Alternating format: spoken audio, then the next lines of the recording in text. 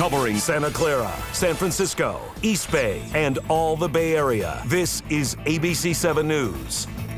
The ABC 7 News I-Team has shocking new details about the sex and drug scandal involving one of the state's top political couples. That's right. I-Team reporter Dan Noyes is here with an interview that you will see only on ABC 7 News. Dan and Carol and I traveled to Southern California to interview Nadia Lockyer, former Alameda County supervisor and wife of State Treasurer Bill Lockyer. She's been through so much, including a scandal that forced her from office. Emerging from a year in rehab, she sees this interview as an important step toward moving on with her life. Nadia Davis was a political rising star in 2002, president of the Santa Ana School Board, a lawyer, the daughter of a renowned immigration attorney, when she met Bill Lockyer, the state attorney general at the time.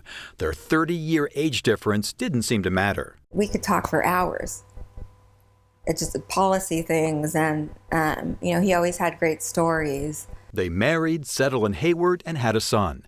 After Bill became state treasurer, he transferred $1.5 million from his campaign accounts into Nadia's 2010 run for Alameda County supervisor. She won the primary, then spent a month in rehab. I started thinking, you're starting to drink a little bit too much. I admitted myself. That's where she met Steve Ciccone, a San Jose construction worker dealing with his methamphetamine addiction. I believed that he was a genuine person when I first met him, and made the stupid mistake of believing that I had to save him. After rehab, Nadia won the election for supervisor, the high point of her career. But on the personal front, she tells me, arguments with her husband led to an affair with Ciccone and to her own addiction to meth. When did you start using? Mr. Ciccone is the one who introduced me to smoking meth. And I was an elected official, and I was a mother, and I was a wife. And I made that terrible, bad choice. I'm responsible for making it. Steve Ciccone refused to be interviewed for this story and emailed me, "I have been completely clean and sober since January. I'm staying focused on my sobriety and continuing on the path of rebuilding my life. I've made too much progress to bring up the past." Lockyer says she first used meth parked in Ciccone's car. When the smoke filled your lungs, was it clear to you that, I'm in trouble? This is addicting, or it wasn't that wasn't a thought in my head, because I think I would have stopped. Yeah.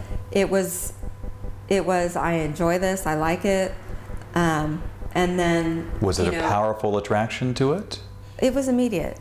Nadia and Bill began living apart. She tells me she tried to break up with Ciccone several times, but that he threatened to expose her secret life and revealed he had a sex tape. But did you consent to him taking the video? Was it something you two wanted to do? Or no. Did you see the camera? Oh God, no. In fact, I would always check his phone a lot to just see if he had, because he had recorded us before. Bill Lockyer found a copy of the sex video left in the mailbox at their Hayward home.